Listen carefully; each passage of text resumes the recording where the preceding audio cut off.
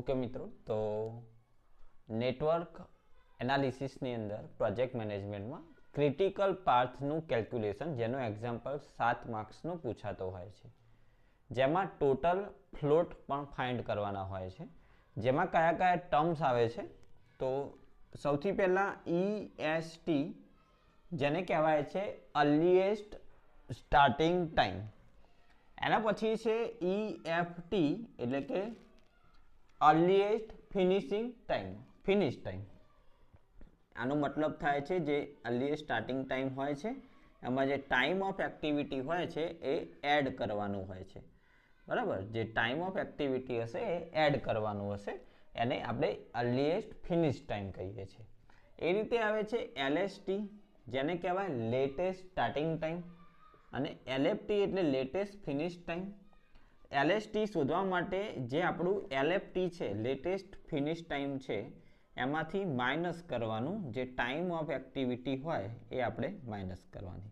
તો આ 4 ટાઈમ આવશે: EST earliest starting time, EFT earliest finish time, LST latest starting time, LFT latest finish time.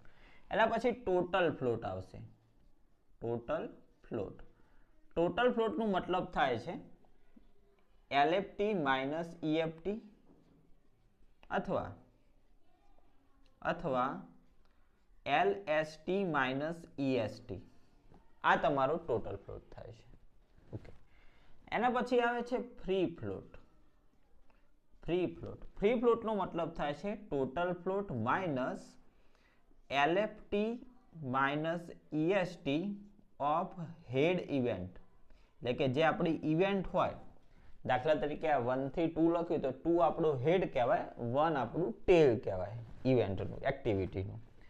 એના પછી આવશે ઇનડિપેન્ડન્ટ ફ્લોટ, જેનું ફોર્મ્યુલા આવે છે FF માઇનસ, એટલે કે ફ્રી ફ્લોટમાંથી LFT minus EST latest finish time minus earliest starting time. કોનું? તો ટેલ ઇવેન્ટનું. ટેલ ઇવેન્ટ એટલે 1 થી 2 માં 1 શું કહેવાય? આપણો ટેલ કહેવાય. 3 થી 4 માં 3 શું કહેવાય? આપણો ટેલ. એનું લેવાનું છે. અને છેલ્લું આવશે ઇન્ટરફિયરિંગ ફ્લોટ, જેનું સૂત્ર થાય છે total float minus free float. તો આટલી વસ્તુ ક્રિટિકલ પાથના જે એક્ઝામ્પલમાં આપણે કેલ્ક્યુલેશન કરવાની રહેશે.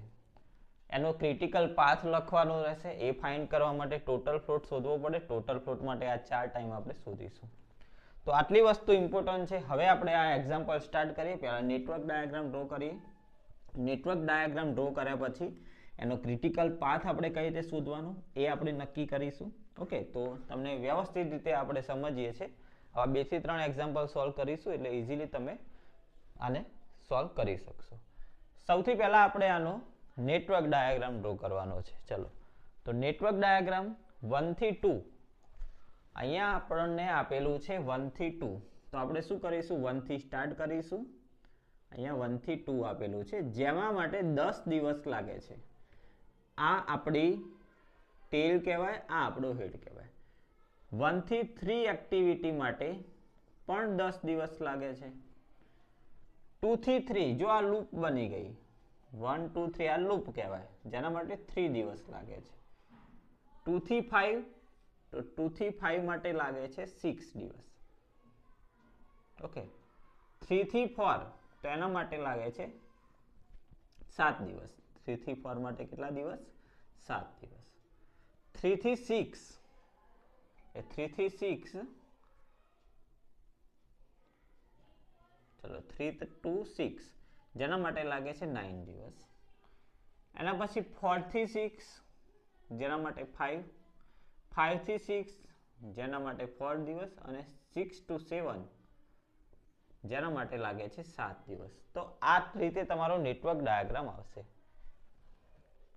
ઓકે, 1 થી 2, 1 થી 3, આ એનું ડ્યુરેશન લખ્યું છે આપણે. 2 થી 3 માં 3 દિવસ, 2 થી 5 માં 6, 3 to 4 માં 7, 3 to 6 માં 9, 4 to 6 માં 5, 5 to 6 માં 4. ઓકે, અને 6 to 7 માં 7. હવે મેન વસ્તુ છે કે EST અને LFT આપણે કેલ્ક્યુલેશન આની અંદર કરીશું. તો સૌથી પહેલા અહીંયા હું ટેબલ જસ્ટ બનાવી દઉં છું કે જેની અંદર આપણે કેલ્ક્યુલેશન કરવાનું છે. અહીંયા આપણે ટેબલ બનાવી દઈએ અને કઈ રીતે કેલ્ક્યુલેશન કરવાનું છે એની આપણે વાત કરીએ. સૌથી પહેલા અહીંયા જે એક્ટિવિટી લખેલી છે એ એક્ટિવિટી આપણે લખીશું. અહીંયા એનું ટાઈમ ડ્યુરેશન લખશું. એના પછી EST એટલે કે અર્લીએસ્ટ સ્ટાર્ટિંગ ટાઈમ, એના પછી EFT અર્લીએસ્ટ ફિનિશ ટાઈમ, એના પછી LST લેટેસ્ટ સ્ટાર્ટિંગ ટાઈમ, એના પછી LFT લેટેસ્ટ ફિનિશ ટાઈમ, એના પછી ટોટલ ફ્લોટ, એના પછી ફ્રી ફ્લોટ, એના પછી ઇન્ડિપેન્ડન્ટ ફ્લોટ અને લાસ્ટ આવશે ઇન્ટરફેરિંગ ફ્લોટ. ઓકે, તો આટલી વસ્તુ આપણે ફાઇન્ડ કરવાની છે. ક્વેશ્ચનમાં જે એક્ટિવિટી આપી છે 1 થી 2 આપી છે, 1 થી 3 આપી છે, 2 થી 3 આપી છે, 2 થી 5 આપી છે, 3 to 4 આપી છે, 3 to 6 આપી છે, 4 to 6 આપી છે, 5 to 6 આપી છે અને 6 to 7 આપેલી છે. તો આટલી વસ્તુ આપણને આપી છે. હવે મેન વસ્તુ છે કે EST અને LFT નું કેલ્ક્યુલેશન કઈ રીતે કરવાનું. ટાઈમ ડ્યુરેશન આપ્યું છે, તો જે ટાઈમ ડ્યુરેશન આપ્યું છે એ પણ આપણે લખી દઈએ. અહીંયા 10 છે, અહીંયા 10, અહીંયા 3, અહીંયા 6, અહીંયા 7, અહીંયા 9 આપ્યું છે, અહીંયા 5 આપેલું છે, અહીંયા 4 આપ્યું છે અને અહીંયા 7 આપેલું છે. ઓકે, ચલો હવે મેન વસ્તુ આપણે EST નું કેલ્ક્યુલેશન કરીએ. તો EST માટે સૌથી પહેલા તમારે દરેક જગ્યાએ બ્રેકેટ બનાવી દેવાના. શું કરી દેવાનું? દરેક જગ્યાએ જેટલા બી આપણા હેડ અને ટેલ પોઈન્ટ છે ત્યાં આગળ આ રીતનું બ્રેકેટ બનાવી દઈશું. આ રીતનું બ્રેકેટ બનાવી દઈશું. હવે મેન વસ્તુ છે કે આપણે 0 થી સ્ટાર્ટ કરવાનું છે. આપણી એક્ટિવિટી છે 0, કોઈ પણ વસ્તુ 0 થી સ્ટાર્ટ થશે. એટલે આગળ જે છે, આગળ જે લખીએ છીએ આપણે એ આપણું EST થશે અને અહીંયા પાછળ લખીશું એ આપણું LFT આવશે. પહેલા EST ની ગણતરી કરવાની 1 થી 2. તો 0 થી 10 દિવસ પછી બીજું આપણું જે ટર્મ્સ છે એ આવે છે, એટલે કે 0 માં 10 એડ કરવાનું, જેથી અહીંયા આવશે 10. એ જ રીતે અહીંયા 0 માં 10 એડ કરીએ છીએ તો 10 આવે છે. હવે મેન વસ્તુ જુઓ કે આ 3 આગળ 2 ઇવેન્ટ થાય છે. 1 થી 3 આવે છે, 2 થી 3 આવે છે. તો 1 થી 3 માં જો હું સરવાળો કરું કે 0 વત્તા 10 તો 10 આવે અને 2 થી 3 માં 10 વત્તા 3 તો 13 આવે. તો જે મોટું હોય EST માં એ આપણે કેલ્ક્યુલેશન કરશું. તો અહીંયા 13 લખીશું. 0 વત્તા 10 10 થાય અને 10 વત્તા 3 13. તો જે મોટું હોય એ આપણે લખીશું, તો 13 લખીશું. ચલો એ રીતે અહીંયા 10 અને 6, તો અહીંયા 5 આગળ શું આવશે? 16 આવશે. પછી 4 તો 13 અને 7, તો અહીંયા 13 ને 7 આવશે 20. ઓકે, ચલો હવે 6 આગળ 3 ઇવેન્ટ ભેગી થાય છે. જુઓ, એક તો આ 10 અને 6 16 વાળી હતી, એ 16 ને 4 20. અહીંયા આવશે 13 અને 9 તો 22 અને અહીંયા આવશે 20 અને 5 25. તો શું થશે? 25 અને 25 ને 7 અહીંયા આવશે 32. ટૂંકમાં EST ની કેલ્ક્યુલેશન અહીંયા આપણે દરેક જગ્યાએ કરી દીધી છે. એ આપણે અહીંયા લખીશું. જો EST લખી દઈએ, આ 1 1 એટલે 1 આગળ EST માં ઓલવેઝલી જે આપણી ટેલ ઇવેન્ટ છે એનો EST લખવાનો રહેશે. તો 1 2 તો 1 માટે અહીંયા 0 છે, 1 3 1 માટે અહીંયા 0 છે, 2 3 2 5 2 3 2 5 એના માટે 2 માટે શું છે? અહીંયા 10. ચલો 3 4 3 6 3 3 4 અને 3 થી 6. 3 માટે શું છે? અહીંયા 3 માટે શું છે? 13. ઓકે, એ રીતે 4 6, તો 4 6 માટે 4 આવ્યું આગળ, તો એ આવશે આપણું 20. ચલો 5 6, તો 5 6 માટે આગળ શું છે? 16 અને 6 7 7 માટે આગળ છે 6 7 માટે આગળ છે 25. તો આ આપણે આપણી EST નું કેલ્ક્યુલેશન કરી દીધું છે. હવે LFT માં ઊંધું જવાનું. અહીંયા આપણે 32 સ્ટોક થયા હતા તો 32 પહેલા લખી દઈશું. હવે આમ બાદબાકી કરવાની છે તો 32 માંથી 7 જાય તો અહીંયા 25 આવશે, 25 માંથી 4 જશે તો અહીંયા 21 આવશે, 25 માંથી 5 જશે તો અહીંયા 20 આવશે, 25 માંથી 9, હવે જો 3 આગળ 2 ઇવેન્ટ છૂટી પડે છે તો 25 માંથી 9 બાદ કરીએ તો 14 આવે ને 20 માંથી 7 બાદ કરીએ તો 13 આવે, તો જે ઓછું હોય એ લખવાનું. LFT ની કેલ્ક્યુલેશનમાં જ્યારે આપણે ઊંધા જઈએ છીએ, જ્યારે બાદબાકી કરીએ છીએ ત્યારે જે ઓછું આવે, આન્સર જે ઓછો આવે એ લખવાનું. તો જો 25 માંથી 9 બાદ કરો તો અહીંયા તમે 14 લખી શકો, 16 લખી શકો, 25 - 9 16, અને 25 માંથી સોરી મારી ભૂલ થાય છે, 25 - 9 તો અહીંયા હું 16 લખી શકું ને 20 - 7 તો 13 લખી શકું, તો 16 કરતા 13 નાનું છે તો 13 લખીશ. હવે સિમિલરલી જો 2 આગળ પણ 21 માંથી 6 બાદ કરો તો 15 આવે છે અને 13 માંથી 3 બાદ કરો તો 10 આવે છે, તો શું લખાય? 10 જ લખાય ને ભાઈ, 15 મોટું કહેવાય. એ રીતે 10 - 10 0 થશે અને 13 - 10 3 થશે તો 0 લખીશ. આ રીતે લખવાનું. જે બાદબાકીની વેલ્યુ ઓછી આવતી હોય એ આપણે લખીશું. અને હવે LFT લખીશું આપણે, નેટવર્ક ડાયાગ્રામ ઉપરથી LFT. ત્યાંના LFT માટે આપણે એની હેડ ઇવેન્ટ દેખીશું. ઓકે, હેડ ઇવેન્ટ, અને હેડ ઇવેન્ટમાં પાછળની બાજુનું એટલે કે LFT લખીશું. ચલો 2 માટે, તો 2 માટે LFT આપણો કેટલો થાય છે? 10 થાય છે. 3 માટે, તો 3 માટે LFT કેટલો થાય છે? 13 થાય છે. ચલો 3 માટે LFT કેટલો થાય છે? 13 થાય છે. ચલો 5 માટે, 5 માટે 21 થાય છે તો 21. ચલો 4 માટે થાય છે 20. પાછળની વેલ્યુ LFT માટે પાછળની વેલ્યુનો હેડ લેવાનું.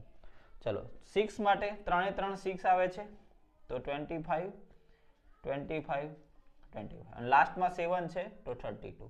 તો આ હતું આપણું LFT. Okay, latest finish time. હવે મેન વસ્તુ EFT.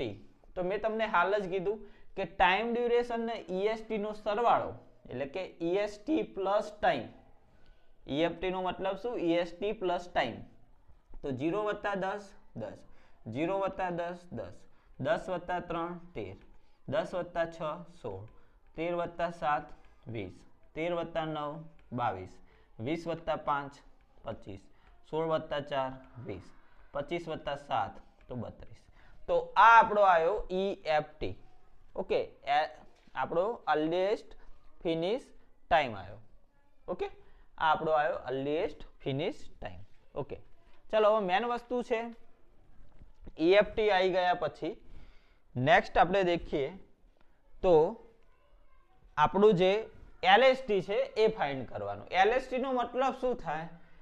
LFT માઇનસ ટાઈમ, એટલે કે 10 - 10 0, 13 - 10 3, 13 - 3 10, 21 - 6 15, 20 - 7 13, 25 - 9 16, 25 - 5 20, 25 - 4 21, 32 - 7 25. તો આ હતું આપણું LST. LFT minus time. LFT minus time કરો એટલે તમને મળી જશે LST, latest finish time minus duration of activity of time. Okay, તો જ્યારે મળશે આપણને LST.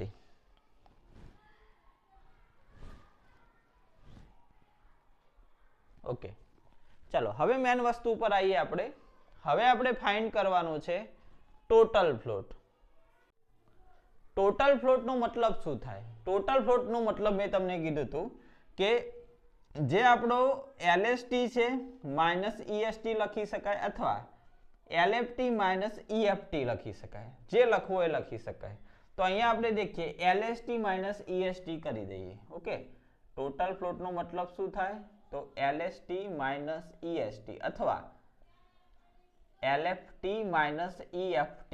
ઓકે, બે માંથી ગમે તે લઈ શકો, આન્સરમાં કોઈ ફરક નહીં પડે. 0 - 0 0, 3 - 0 3, 13 - 10 તો 3, 21 - 10 તો 11, 20 - 13 તો 7, 25 - 13 તો 12, 25 - 20 તો 5.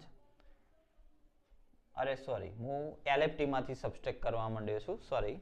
આપણે LST માઇનસ EST લીધું છે તો LST માઇનસ EST લેવાનું, ભૂલ થઈ ગઈ આપણી. 0 minus 0, 3 minus 0 0, 10 minus 10 0, 15 minus 10 5, 13 minus 13 0, 16 minus 13 3, 20 minus 20 0, 21 minus 16 5, 25 minus 25 0. Okay, તો આ આવશે આપણો total float. Okay, total float આવે છે આ રીતનો આવે છે. ઓકે, 3 માઇનસ 0 3 થશે. આ 3 માઇનસ 0 આપણે 0 લખ્યો છે 3. ચલો ટોટલ ફ્લોટ આવી ગયો.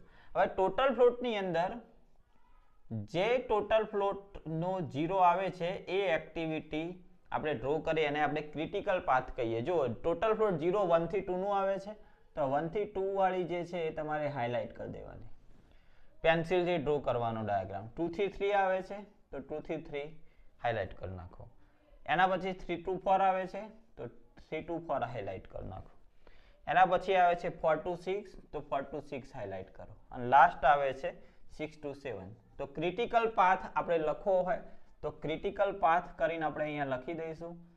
ક્રિટિકલ પાથ 1 2 3 4 6 7 અને એનું ડ્યુરેશન આપણે ગણીએ તો એનો જે ટાઈમ છે એ લખી દઈએ. 1 થી 2 10, 2 થી 3 3, 3 થી 4 7, 4 to 6 5 અને 6 to 7 7.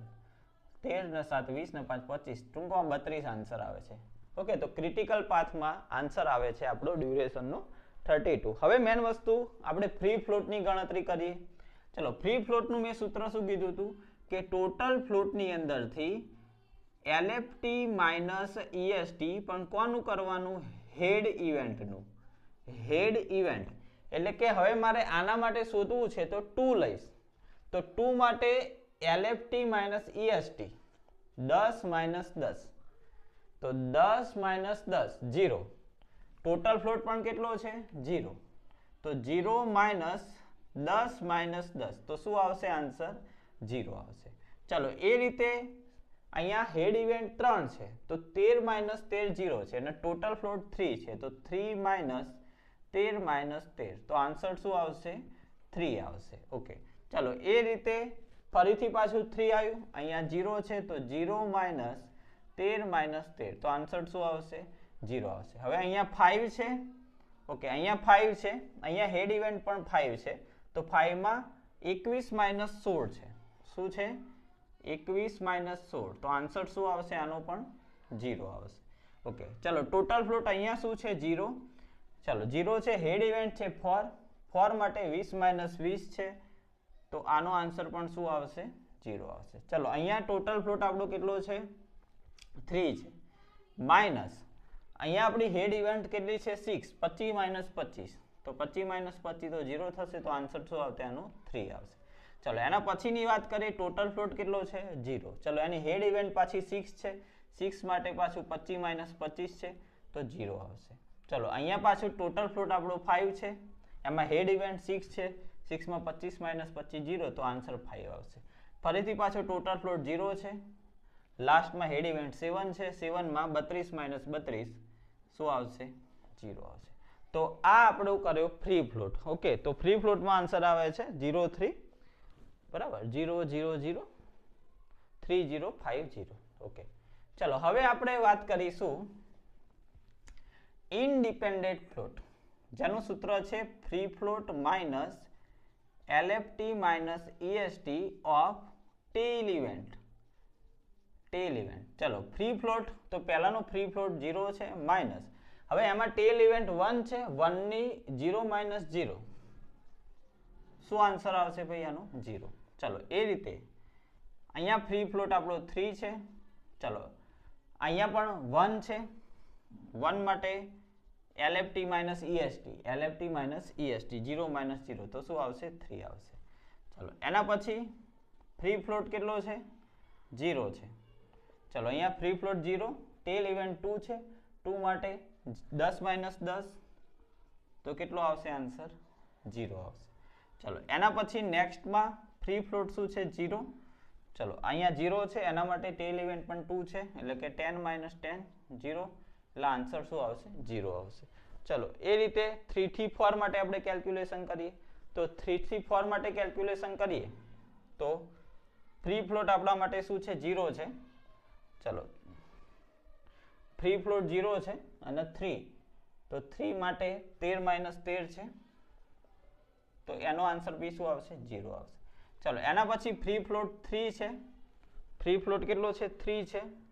3 થી 6 એટલે કે 13 - 13 0 થશે એટલે આગળ 3 વધશે. ચલો એના પછી ફ્રી ફ્લોટ કેટલો છે 0. ચલો આના માટે 4 to 6 20 - 20 તો આન્સર શું આવશે 0. ચલો એના પછી ફ્રી ફ્લોટ આપણો કેટલો છે 5 છે. ચલો એના માટે હેડ ઇવેન્ટ 5 છે. 5 - 21 - 16 5 - 5 0 થશે અને લાસ્ટની અંદર ફ્રી ફ્લોટ આપણો 0 છે. ફ્રી ફ્લોટ 0 છે 6 માટે છે 25 - 25 એટલે આન્સર શું આવશે 0 આવશે. તો આ હતી આપણી ગણતરી ફ્રી ફ્લોટની. ઓકે તો અહીંયા આપણે ફ્રી ફ્લોટ આ રીતે ગણીશું. હવે ઇન્ટરફેરિંગ ફ્લોટનો મતલબ થાય total float minus free float. Okay એને કહેવાય ઇન્ટરફેરિંગ ફ્લોટ. આ બંનેની બાદબાકી કરો 0 0 0 5 0 0 0 0 0. ઓકે ખાલી એક 5 આવશે. તો આ રીતે આપણે ટોટલ કેલ્ક્યુલેશન કરીશું. બધાના જ ફોર્મ્યુલા યાદ રાખવાના છે. ટોટલ ફ્લોટ એટલે LST - EST અથવા LFT - EFT. ફ્રી ફ્લોટનો મતલબ થાય total float minus LFT - EST of head event. Independent ફ્લોટનો મતલબ થાય free float minus LFT - EST of tail event. Interfering ફ્લોટનો મતલબ થાય TF total float minus free float. તો આ રીતે આખું આપણું કેલ્ક્યુલેશન કરીશું ક્રિટિકલ પાથ માટે.